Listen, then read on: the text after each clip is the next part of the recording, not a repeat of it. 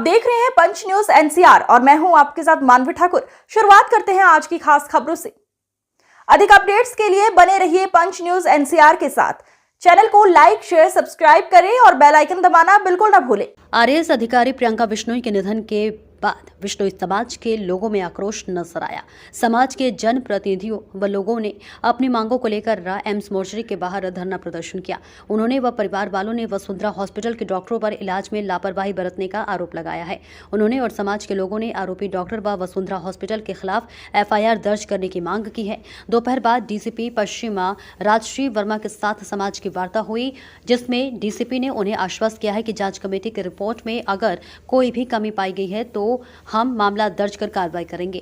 परिजन इस पर सहमत हुए। उसके बाद शव लेने पर सहमति बनी। सहमति बाद धरना समाप्त कर दिया गया और परिजन शव को लेकर रवाना हो गए।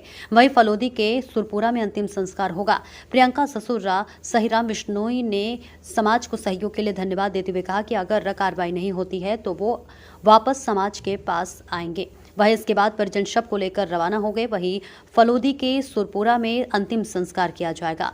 इधर बिश्नोई समाज के राष्ट्रीय अध्यक्ष देवेंद्र बुडिया ने इस मामले की मुख्यमंत्री से सीबीआई जांच की मांग की है। उन्होंने वसुंधरा अस्पताल प्रशासन की लापरवाही के खिलाफ एफआईआर दर्ज करने की मांग की है। उन्होंने कहा कि एफआईआर के बाद जो भी जांच होगी उसमें दूध का दूध, पानी का पानी हो जाएगा। अधिकारियों ने उनसे समझाइश की है। उन्होंने बताया कि नए कानून व नई व्यवस्था में अस्पताल या डॉक्टर के खिलाफ बिना जांच के मामला दर्ज नहीं किया जा सकता है। जो कमेटी जांच कर रही है वो मृतका के परिजनों से भी मिलेगी। कमेटी की रिपोर्ट मिलने के बाद आगे की कार्रवाई की जाएगी। उन्हें डॉक्टरों ने बच्चेदानी में गांठ होना बताया था और इसी के साथ साथ इलाज के लिए ऑपरेशन करवाने की सलाह दी थी। इसी के चलते वसुंधरा हॉस्पिटल में 5 सितंबर को भर्ती करवाया गया था और इसी दिन शाम को डॉक्टरों ने उनका ऑपरेशन किया था। अगले दिन 7 सितंबर की तबीयत बिगड़ गई थी। हालात में सुधार नहीं हुआ तो भी 7 सितंबर को परिवार वाले अहमदाबाद से सिम्स हॉस्पिटल ले गए, जहां पर 18 सितंबर की रात प्रियंका ने दम तोड़ दिया। प्रियंका के ससुर सहीराम बिश्नोई ने जिला कलेक्टर को पत्र लिखकर जांच की मांग की है।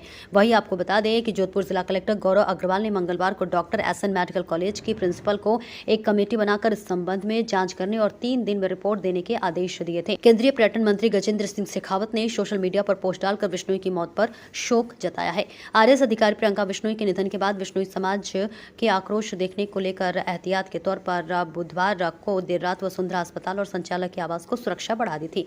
वसुंधरा अस्पताल के संचालक डॉक्टर संजय मकवाना ने बताया कि प्रियंका बिश्नोई के गर्भाशय में गांठ थी, जिसका ऑपरेशन कर दिया गया था और इससे उनके स्वास्थ्य में सुधार भी हो गया था। लेकिन अचानक से उनकी तबीयत बिगड़ने लगी, तब उनको आईसीयू वार्ड में एडमिट किया गया। साथ ही अस्पताल के डॉक्टर उनको बराबर मॉनिटरिंग कर रहे थे, लेकिन उनके स्वास्थ्य में सुधार नहीं हो रहा था।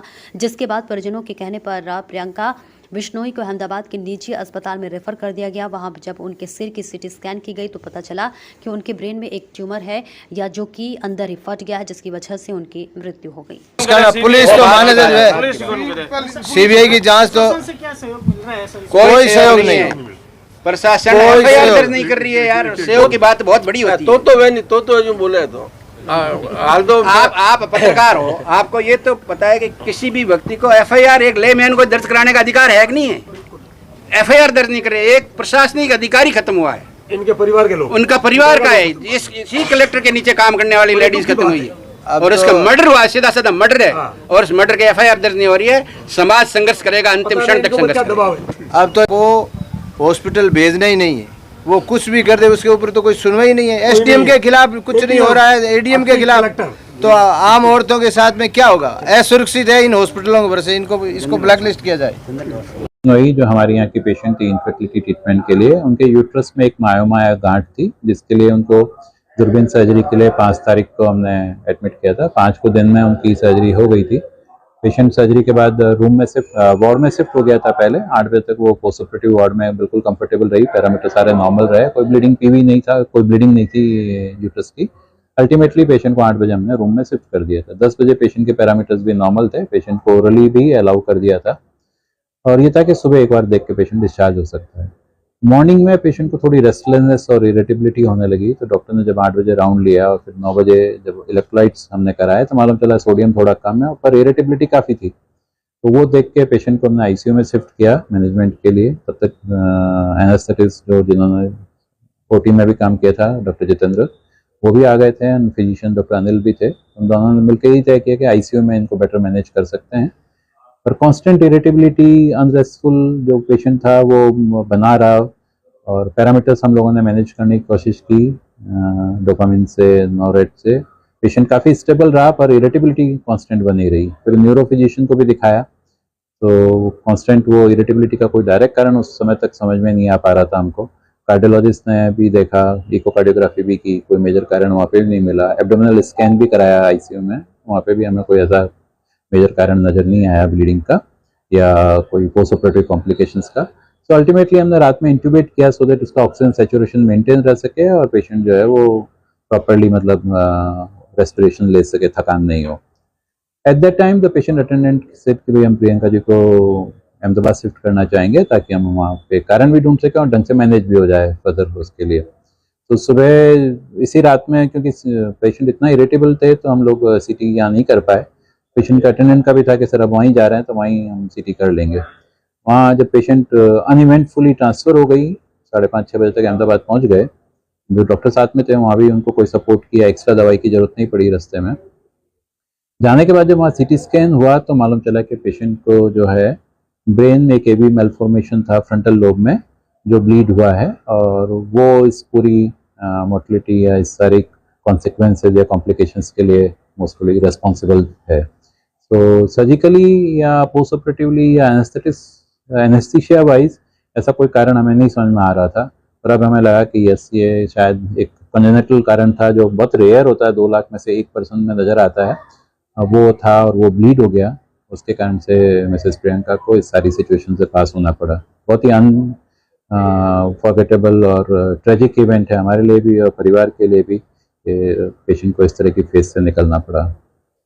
इसका कोई उपचार नहीं हो सकता था, ऑपरेट होकर? जनरली ब्लीड होने के पहले अगर पता लग जाता तो शायद ट्रीटमेंट पॉसिबल है। ब्लीडिंग के बाद में पेशेंट जब तक डायग्नोज होता है और सारे ट्रीटमेंट की तैयारी होती है तब तक ऑलरेडी न्यूरोलॉजिकल डेफिसिट या न्यूरोलॉजिकल डैमेजेस बढ़ चुके थे, तो इसलिए ऑपरेट करने के लिए वो फिट नहीं थी पेशेंट। क्या ये बाई बर्थ हो सकता है या बाद में कोई घटना के बाद? मोस्ट ऑफ द टाइम ये बाई बर्थ ही होते हैं, डेवलपमेंटल कम ही होते हैं, कंजेनिटली होते हैं, डेवलपमेंटल रेयर हैं। क्योंकि ऐसा जितना रेयर है तो बहुत ज़्यादा इसके बारे में इंफॉर्मेशन साइंस को भी नहीं है, पर हाँ मोस्ट ऑफ द टाइम ये कंजेनिटली जन्म के साथ ही मिलता है। प्रियंका बिश्नोई जो आरएस ऑफिसर हैं, उनके परिजनों की तरफ से हमारे को एक शिकायत प्राप्त हुई थी। उस शिकायत के आधार पर हमने एसएन मेडिकल कॉलेज जो प्रिंसिपल हैं उनको निर्देशित किया है कि आप जो विशेषज्ञ डॉक्टर्स होते हैं उनकी एक मेडिकल टीम बनाएं और उसके थ्रू जो है इसकी प्रकरण में जांच कराएं कि कोई मेडिकल नेग्लिजेंसी का केस बनता है या नहीं। उनको हमने 3 दिवस का टाइम दिया है कमेटी को रिपोर्ट सबमिट करने के लिए। तो 3 दिवस जो है कल कंप्लीट होंगे तो तब हमारे को ये रिपोर्ट मिलेगी। उसके अनुरूप ही रिपोर्ट के अंदर जो आता है तदनुसार आगे की कार्रवाई की जाएगी। सर प्रियंका जी का क्या स्थिति है, कोई आपके पास सूचना आई हो किस तरीके की उनकी? देखिए किसी की पर्सनल ये क्या है कि एक्चुअली पर्सनल किस्म की इंफॉर्मेशन हो गई, किसी की जो चिकित्सकीय कंडीशन है तो किसी की पर्सनल इंफॉर्मेशन तो मैं डाइवर्ज नहीं कर सकता, ये तो आप उनके परिजनों से ही एक्चुअली पूछे।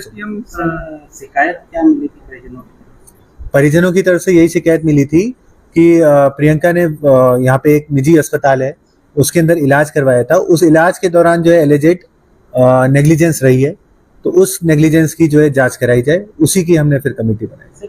आज बहुत बार देखा गया इस तरह की नेग्लिजेंस, क्या आप इसके ऊपर कोई एक्शन लेंगे सर?